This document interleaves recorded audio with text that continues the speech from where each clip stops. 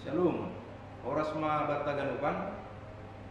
Sebelum kita mendengarkan firman Tuhan, mari kita bersatu dalam doa.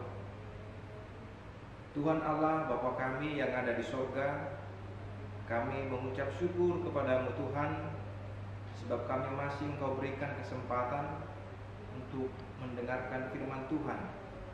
Meskipun di tengah-tengah kehidupan kami ini yang mengharuskan kami harus beribadah di rumah kami masing-masing. Berkatilah kami Tuhan, agar firman-Mu itu dapat kami mengerti dan dapat kami laksanakan dalam kehidupan kami.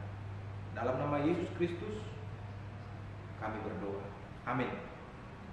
Saudaraku yang terkasih, jemaat yang berbahagia, sesuai dengan permintaan dari GKPS Persiapan Sampit, di mana melalui Rohangir GKPS Sampit meminta saya untuk menyampaikan khotbah untuk hari Minggu tanggal 5 April ini. Maka dengan ini saya menyampaikan firman Tuhan sekaligus kepada jemaat GKPS Banjarmasin dan juga GKPS Sampit.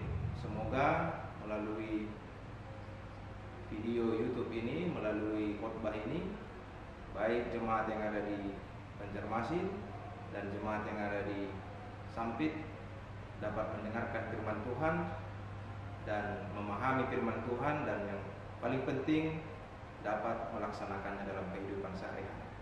Firman Tuhan bagi kita pada hari Minggu tanggal 5 April, Minggu Palmarum, tertulis di dalam Injil Yohanes pasal 12 ayat 12 hingga ayat 19.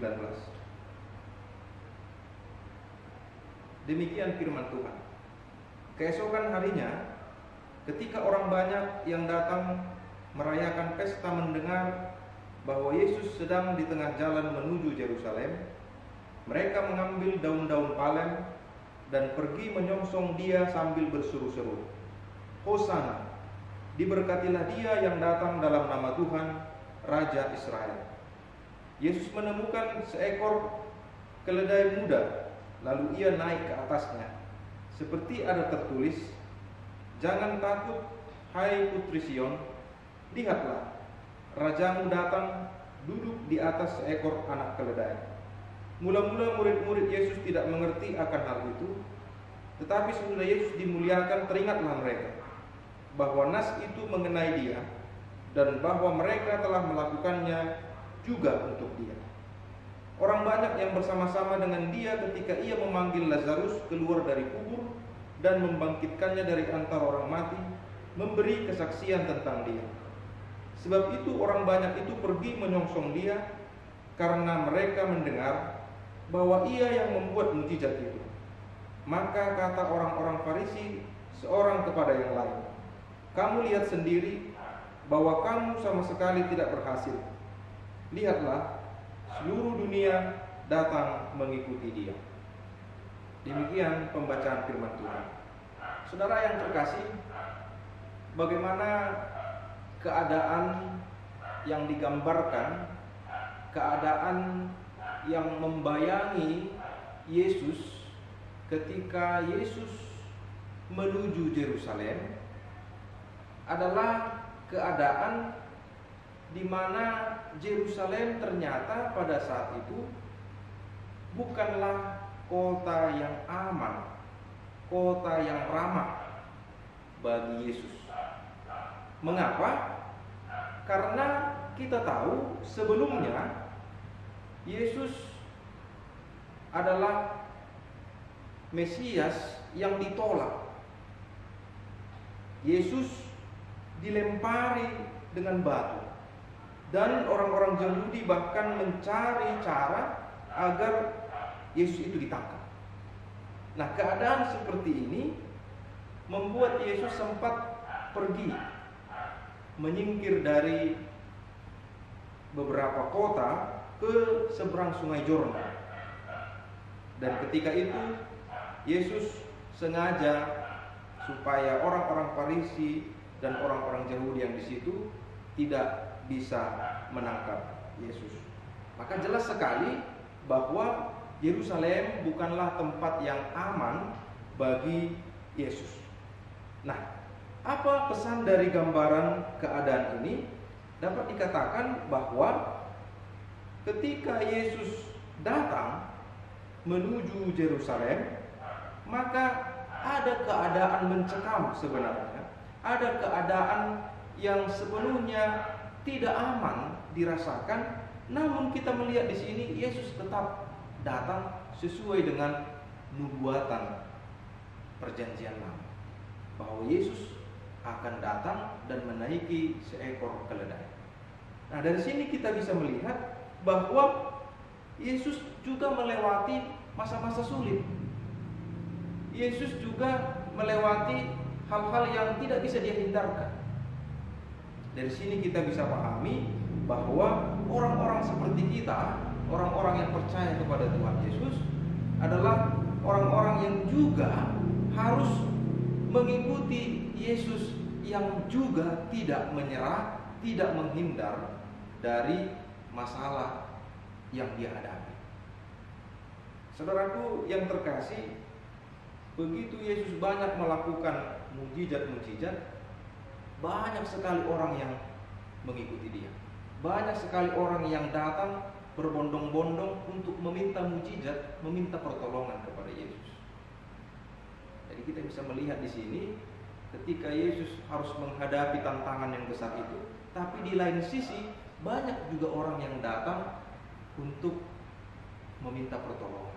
Jadi meskipun suasana begitu tidak baik, suasana begitu kurang menyenangkan bagi Tuhan, karena orang Farisi dan orang Yahudi berusaha untuk menangkap bahkan menyakiti dia, tetapi ada kabar baik bahwa orang-orang yang ada di sekitar itu, orang-orang banyak yang mendengar berita tentang Yesus, berbondong-bondong datang untuk meminta mukjizat. Kita tahu ahli sejarah pada saat itu mencatat bahwa zaman Tuhan Yesus, infeksi karena gigi, penyakit gigi, sakit gigi, dan karena demam yang tinggi saja itu bisa mengancam nyawa. Maka tidak heran ketika Yesus bisa melakukan mukjizat kesembuhan-kesembuhan bagi orang yang sakit pada saat itu, orang banyak tercengang dan banyak orang yang otomatis langsung mengikuti Yesus. Dan itu menjadi relevan bagi kita saat ini, bahwa kehidupan kita ini diperhadapkan dengan wabah virus corona, pandemi wabah virus corona, di mana sudah tercatat banyak sekali korban. Oleh karena itu, bagaimana sikap kita? Kalau kita mau hubungkan dengan bagaimana sikap Yesus pada saat itu dan sikap orang-orang yang mengikuti dia, maka kita bisa melihat di situ bahwa Yesus terus saja maju, terus saja menghadapi, bahwa meskipun banyak orang yang akan berusaha menyakiti dia, tetap dia melewati masa-masa sulit itu tanpa menyerah. Dan orang-orang juga yang juga penuh resiko juga yang datang untuk meminta pertolongan dari Tuhan Yesus, juga mengambil resiko di tengah-tengah kehidupan mereka yang penuh tantangan itu, hanya untuk mendapatkan sebuah harapan dengan suasana mereka bertemu dengan Mesias, Sang Penyelamat. Ya, meskipun perjalanan Yesus menuju Yerusalem tidak aman, tapi begitu Yesus sampai di Yerusalem, apa yang terjadi? Orang-orang menyambut dia seperti seorang pahlawan. Orang-orang menyambut dia dengan membentangkan daun palem. Ketika Yesus melewati kota itu, orang-orang berbondong-bondong membentangkan daun palem. Daun palem pada saat itu adalah lambang penghormatan, simbol penghormatan yang pada saat itu lebih sering dipakai untuk raja maupun pahlawan-pahlawan perang. Jadi ketika Yesus dibentangkan daun palem, maka artinya orang-orang memasyurkan dia, menghormati dia. Dan itu juga yang menjadi nama minggu kita, Palmarum, dari pohon palem yang merupakan simbol. Pohon palem adalah simbol dari sukacita dan simbol dari kemenangan. Saudaraku, melalui minggu Palmarum ini kita diingatkan bahwa di samping ada tantangan hidup, di samping ada banyak sekali masalah kita, khususnya masalah virus corona ini yang membuat kita begitu khawatir, begitu was-was, tapi kita diingatkan melalui firman Tuhan ini bahwa kita akan memperoleh sukacita jika kita mengikuti Yesus, jika kita menyambut Yesus dengan cara Yesus yang tidak menyerah dan terus saja mengikuti apa yang diperintahkan Tuhan Allah kepada dia. Dia tidak mengingkari nubuat bahwa dia akan disalibkan, tapi dia terus saja menghadapi tantangan hidup itu. Maka dari sini kita belajar beberapa hal. Yang pertama adalah sikap kita yang benar menghadapi masa sulit adalah bukan dengan gagah-gagahan atau merasa sok jago atau merasa kita ini sok kuat. Kita lihat di sini bahwa Yesus justru datang dengan menaiki keledai, bukan menaiki kuda perang. Keledai adalah binatang pengangkut beban, pengangkut berat, yang pada saat itu sering dipakai untuk mengangkut barang-barang, dan jalannya cukup lambat. Dari situ kita bisa melihat bahwa Yesus datang dengan lemah lembut, dengan kehati-hatian.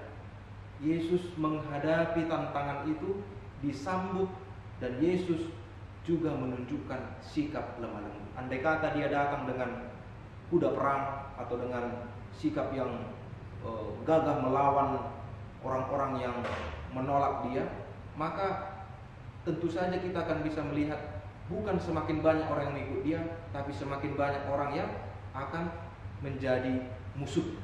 Tapi disinilah kita bisa melihat bahwa Yesus datang dengan lemah lembut.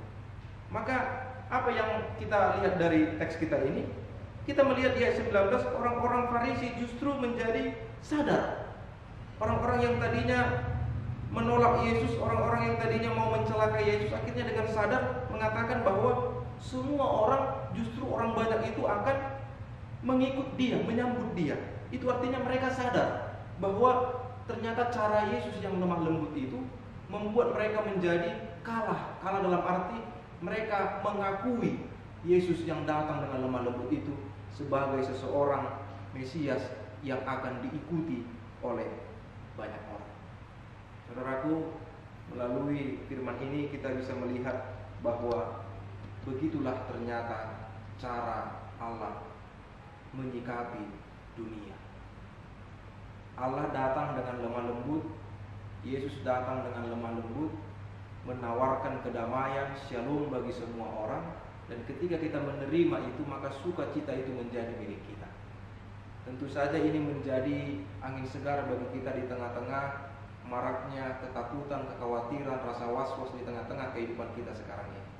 Bahwa dengan menyambut Yesus, bagaimana orang-orang banyak itu menyambut Yesus masuk ke kota Yerusalem dengan mengeluh-elukan dia, dengan membentangkan daun palem. Demikian juga kita mengikut dia, kita menyambut dia, kita meneladani caranya. Cara Yesus menghadapi dunia yang penuh tantangan itu, yang penuh dengan intrik itu, yang penuh dengan masalah itu. Yesus menghadapinya dengan lemah lembut. Yesus menghadapinya dengan hati-hati. Yesus menghadapinya dengan shalom. Maka saudaraku, di sini kita diajak bagaimana melalui Minggu Palmarum, yang dimana minggu depan kita akan masuk pada Kamis Putih, Jumat Agung dan Paskah. Kita diingatkan, marilah kita sambut dia dengan sikap yang benar, dengan sikap iman yang benar, menghadapi tantangan ini dengan sikap yang benar, yaitu dengan cara Yesus, yaitu dengan kehati-hatian dan lemah lembut. Terlebih kita yang tinggal di negara Indonesia ini, baik saudaraku, saudara yang dikasihi Tuhan, jemaat yang ada di Banjarmasin, juga jemaat yang terkasih yang ada di Sampit. Kita sama-sama tinggal di negara Indonesia, kita sama-sama tinggal di Pulau Kalimantan ini, dan kita sama-sama merasakan bagaimana dampak masalah, dampak dari tekanan oleh karena wabah virus corona ini. Tidak ada satupun dari kita yang bisa mengatakan bahwa kapan corona ini akan berakhir. Tapi dengan mata iman kita berkata, kita menyambut kedatangan Yesus sebagai pembebas, sebagai Mesias, sebagai Tuhan yang menolong kita dari keterpurukan adalah dengan sukacita. Dan ketika sukacita itu kita raih, kita terima dengan cara Yesus, mari kita hadapi masalah hidup kita dengan hati-hati, dengan tidak egois, dengan terus saja mengandalkan kuasa itu. Maka percayalah saudaraku, kita imani bersama dengan cara seperti itu, maka niscaya kita akan menang menghadapi, melewati hari-hari hidup kita yang penuh dengan tantangan. Semoga kita semua diberikan kekuatan untuk diberkati Tuhan menghadapi persoalan hidup kita. Mari kita berdoa.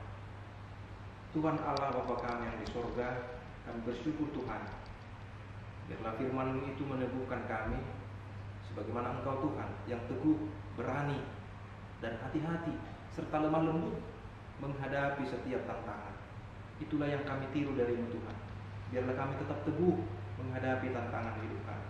Biarlah kami tetap berani menjalani aktivitas hidup kami. Tetapi kami juga tidak sok jago, tidak sok kuat, tapi kami berusaha hati-hati, kami berusaha tenang, dan kami lemah lembut menghadapi setiap persoalan hidup kami. Dan kami berserah kepada Tuhan. Kami percaya Tuhan menolong kami. Berkati jemaat-Mu Tuhan yang ada di Banjarmasin ini. Berikan seluruh jemaat-Mu, mulai dari anak-anak yang paling kecil, balita, hingga yang dewasa, para orang tua. Berikan kesehatan, kekuatan. Demikian juga Tuhan, segala pekerjaan tangan jemaat-Mu yang mungkin terbengkalai oleh karena wabah virus corona ini, berkurangnya pemasukan ekonomi, biarlah Tuhan Engkau yang memberkati kami, Engkau yang memberikan kami kemampuan ketabahan menghadapi setiap tantangan hidup kami. Demikian juga jemaat yang ada di Sampit, Tuhan, berkati mereka, jemaat yang ada di Sampit ini dengan kekuatan pengharapan dari Tuhan, agar mereka juga tetap teguh, hati-hati, dan penuh dengan lemah lembut menghadapi setiap tantangan hidup mereka. Ampuni kami kan dosa-dosa kami Tuhan, agar kami layak memuji memuliakan Engkau. Dalam nama Yesus Kristus kami berdoa dan mengucap syukur. Amin. Usaha tenang, dan kami lemah lembut menghadapi setiap persoalan hidup kami. Dan kami berserah kepada Tuhan. Kami percaya Tuhan menolong kami. Berkati jemaat-Mu Tuhan yang ada di Banjarmasin ini. Berikan seluruh jemaat-Mu, mulai dari anak-anak yang paling kecil, balita, hingga yang dewasa, para orang tua. Berikan kesehatan, kekuatan. Demikian juga Tuhan, segala pekerjaan tangan jemaat-Mu yang mungkin terbengkalai oleh karena wabah virus corona ini, berkurangnya pemasukan ekonomi, biarlah Tuhan Engkau yang memberkati kami, Engkau yang memberikan kami kemampuan ketabahan menghadapi setiap tantangan hidup kami. Demikian juga jemaat yang ada di Sampit, Tuhan, berkati mereka, jemaat yang ada di Sampit ini dengan kekuatan pengharapan dari Tuhan, agar mereka juga tetap teguh, hati-hati, dan penuh dengan lemah lembut menghadapi setiap tantangan hidup mereka. Ampuni kami kan dosa-dosa kami Tuhan, agar kami layak memuji memuliakan Engkau. Dalam nama Yesus Kristus kami berdoa dan mengucap syukur. Amin.